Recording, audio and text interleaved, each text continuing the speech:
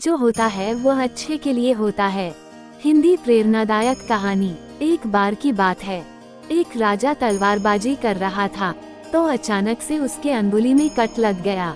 तो पास खड़े मंत्री अचानक बोल उठे, राजा साहब चिंता ना करें, जो होता है अच्छे के लिए होता है।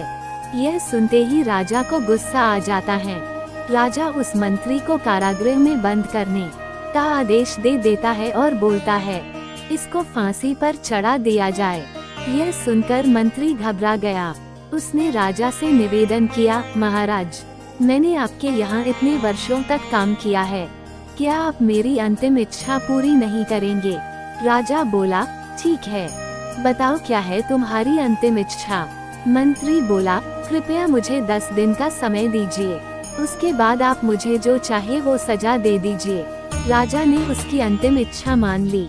राजा दूसरे दिन अपने सैनिकों के साथ जंगल में शिकार पर निकला। जंगल के बीच में राजा अपने सैनिकों से बिछड़ गए और रास्ता भटक गए। रास्ता ढूंढते हुए राजा वनवासियों के बीच पहुंच गए, जो बलि देने के लिए किसी को ढूंढ रहे थे।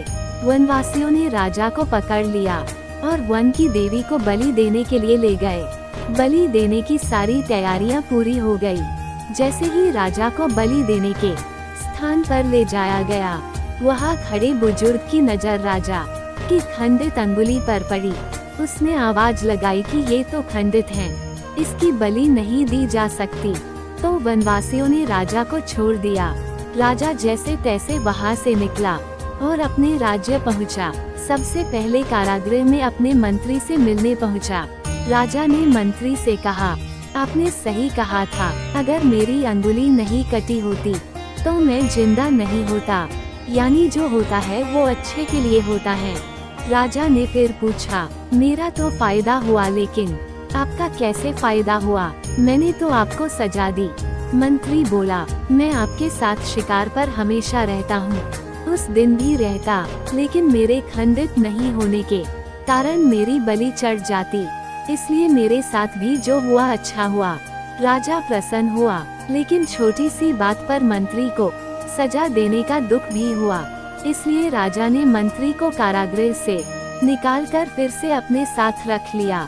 शिक्षा मोरल दोस्तों, अपने जीवन में भी बहुत से उतार चढ़ाव आते रहते हैं। कभी कभी कुछ चीजें मन मुताबिक नहीं होती हैं, इस कारण से कभी निराश नहीं होना चाहिए। हमेशा याद रखिए, जो होता है अच्छे के लिए होता है। भले ही कुछ अच्छा हो या न हो, लेकिन उस परिस्थिति के प्रति सकारात्मक नजरिया रखने से उसका प्रभाव बहुत कम हो जाता है। प्लीज लाइक, शेयर और subscribe our channel Dhakar online study. Thanks for watching. जय हिंद, जय हिंद, जय हिंद।